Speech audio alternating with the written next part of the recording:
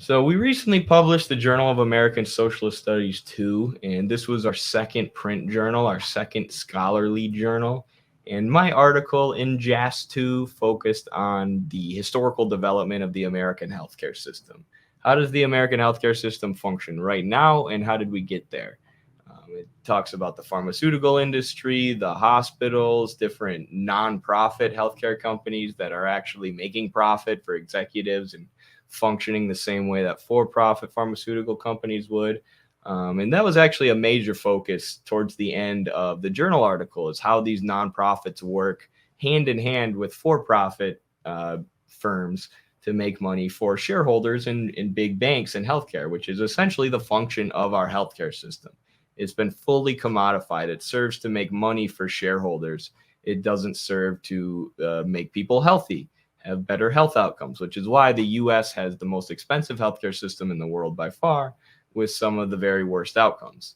Now, the article that we're going to focus on today specifically talks about the organ transplant industry, the way that nonprofits have monopolized this industry, and some plans that are now coming out to break that industry up and move towards a more efficient and rational system.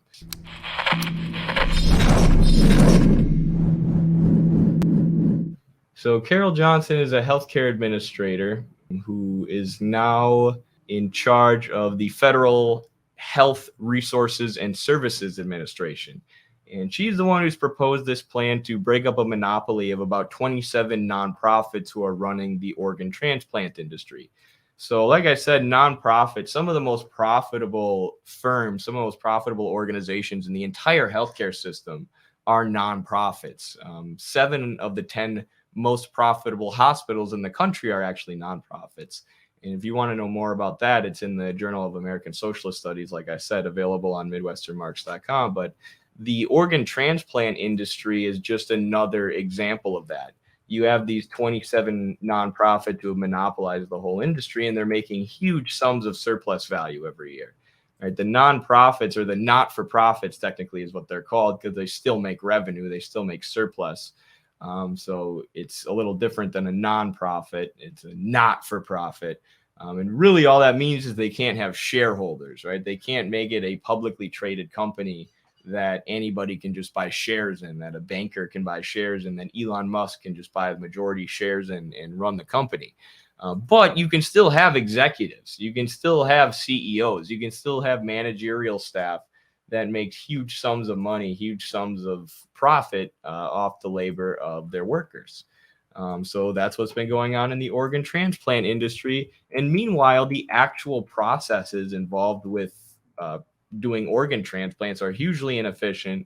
They're hugely fragmented and split up, despite the concentration in capital in this industry. Production is highly fragmented and mismanaged, to the point where you have organs that are being discarded that shouldn't be, organs that are being lost in transportation, not ending up where they're supposed to go.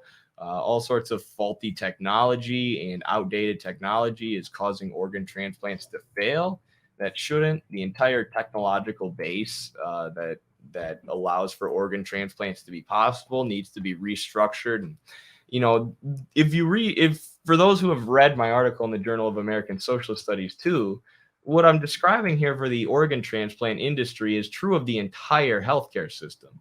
It's all fragmented. It's all based on profit.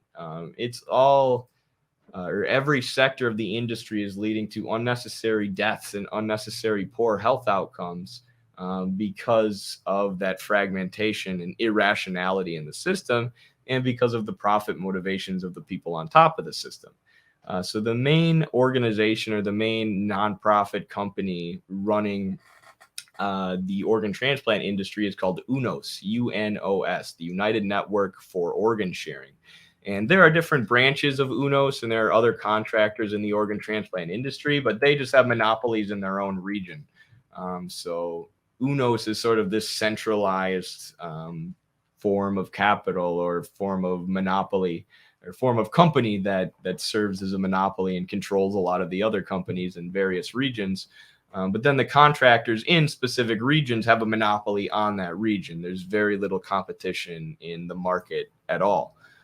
So now Carol Johnson, this healthcare administrator, is calling on Congress to overturn laws from 1984 that basically made UNOS a government entity, that basically made these monopolies propped up by the government, and they essentially have similar powers to the government.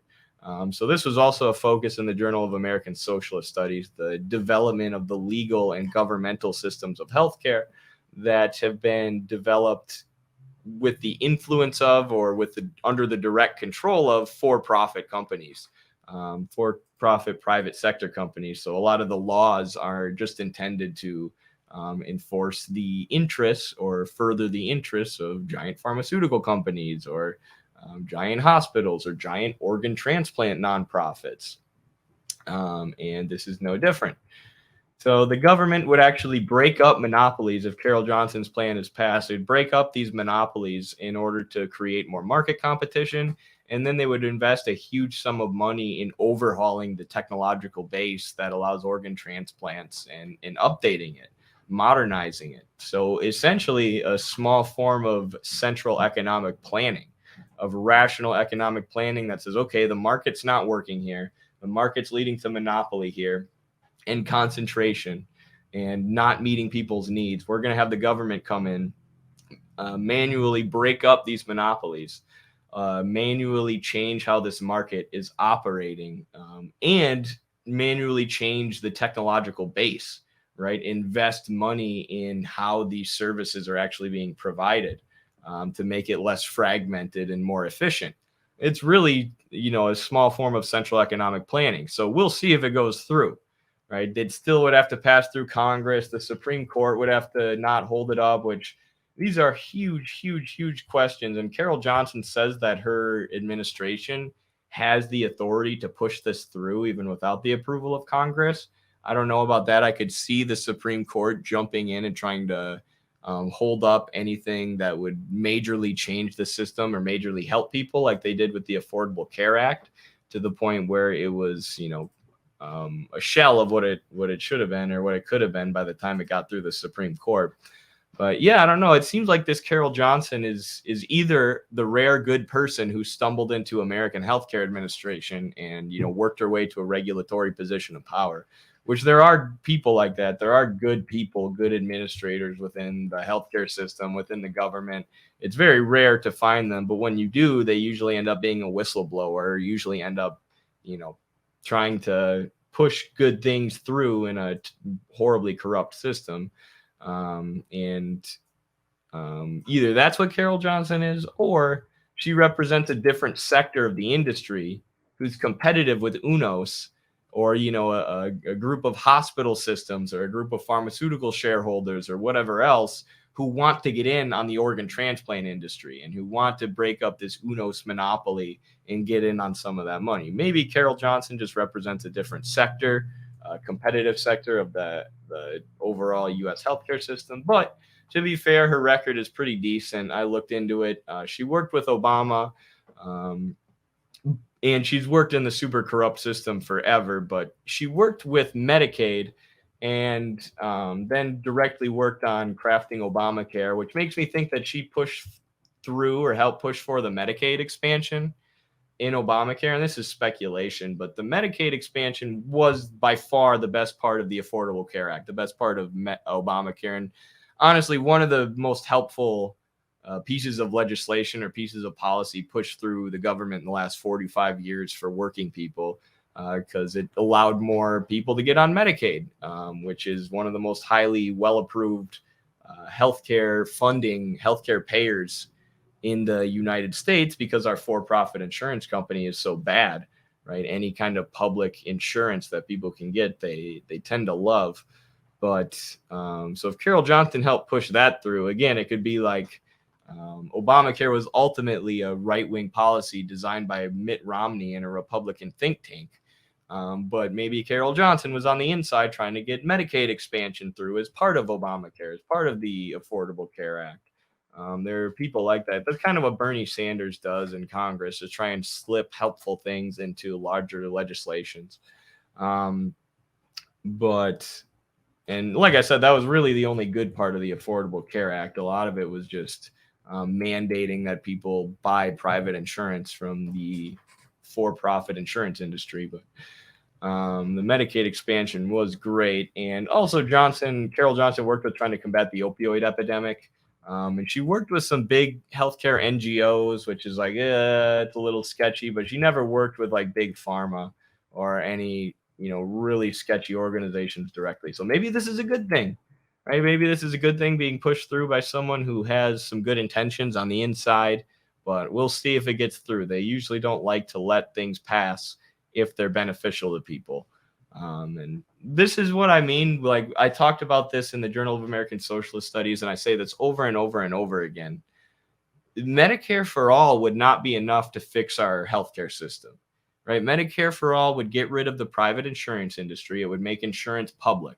So everybody would be covered. Everybody would have access to healthcare, and it would technically be through the government. It would be through a single payer. So we'd have a pool of money that pays for healthcare like we do now, except for-profit shareholders wouldn't be sucking money out of that pool and taking it for themselves and using it to lobby the government. Right? It would just be a pool of money that we all pay into, and it funds healthcare. But while that would be good and way better than our current system where 40,000 people die every year because they don't have access to healthcare, it would not fix the system because the whole system is rotten. Every aspect, every element of the system is rotten, from organ transplants to ambulances to the people producing the healthcare machinery, to the people producing the information technology, to the pharmaceutical companies, to the medical academies, which are deeply influenced by pharmaceutical companies and other for-profit industries, to the government apparatuses like the World Health Organization, World Trade Organization, the NIH. There's good research that come out of these things, good things that come out of these institutions, but they're largely captured by corporations. So you need to make the whole system public, not just the insurance industry. Right? We need to make organ transplants public. We need to make the ambulance companies public. We need to make the hospitals public. The clinics need to be public, right? Because if you leave profit incentive in healthcare, if you don't nationalize the whole thing, they're going to continue to screw up healthcare. They're going to continue to make it something that serves the profit interests of shareholders while ignoring the health of the country, which is, its function is supposed to be keeping people healthy, promoting better health outcomes among the American people. That's not what it does. And this is the whole purpose or the whole thesis of my journal entry from the Journal of American Socialist Studies, is that this all stems from the fact that healthcare is sold as a commodity in this country. It's commodified.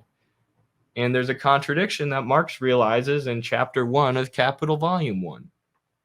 The contradiction within the commodity between use value and exchange value. Exchange value is how much the commodity can be sold for on the market, its price, its money, how much money the capitalist will get for selling it. And that represents the commodity's value when compared to all the other commodities in circulation on the market.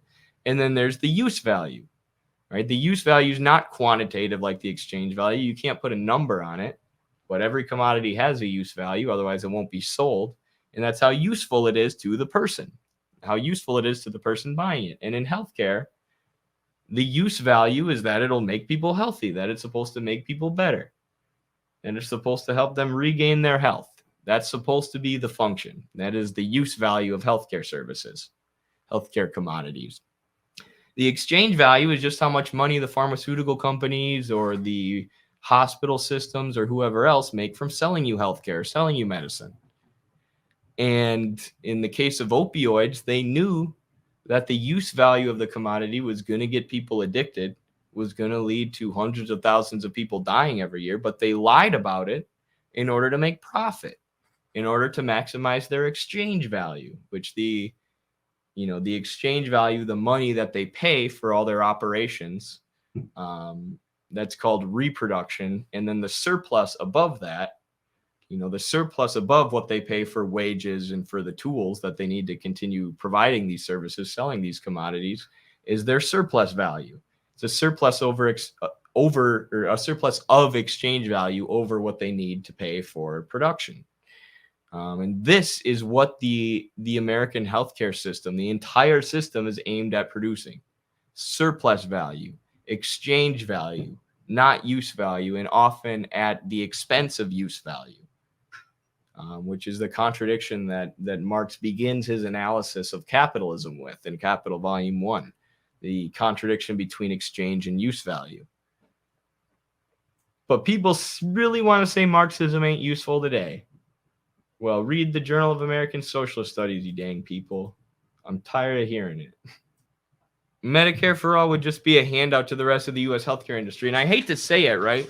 And I hate to say like Republicans are correct about Medicare for all in any way, because they're just trying to prevent any public healthcare system from coming about. They're always trying to cut Medicare and Medicaid and then claiming that they're not, because those policies are so popular, those programs are so popular with the people, that Republicans would kill themselves electorally if they said that they didn't support them. But they're always trying to cut them. But what they say is that Medicare for all would be too expensive, or it would be hugely expensive for taxpayers. And it would be cheaper for taxpayers than our current system, because we would no longer have profit motive, have to pay the profits of shareholders in the insurance industry, right? Our premiums that we pay every month wouldn't consist of shareholder profits, or wouldn't be going towards that, or lobbying, or all these bureaucratic administrative costs that would save millions and millions of dollars for people. But you would still be funding, Medicare for all would still be funding the profits of the pharmaceutical industry and ambulance industry and the healthcare providers, because you wouldn't be making those systems public. So there would still be shareholders taking tons of money. And if they always knew that their commodities were going to have a buyer, if they knew that the government was going to be a permanent buyer but never do anything to address their greed, then they would likely just jack up the prices, right? And they would jack up the prices even higher than they are now. And like I said, it would still be cheaper. I still support Medicare for all. I still think we should march for Medicare for all and stuff. But it's ultimately the government paying for these absurdly inflated prices, rather than the government seizing the people setting these absurdly inflated prices. It's getting rid of the insurance industry, which is the worst aspect of our healthcare system. But the insurance industry only exists because our healthcare system's privatized, commodified, and based on the production of surplus value and exchange value. So you gotta revolutionize the whole system, nationalize the whole system, not just insurance. So Medicare for all would not be enough.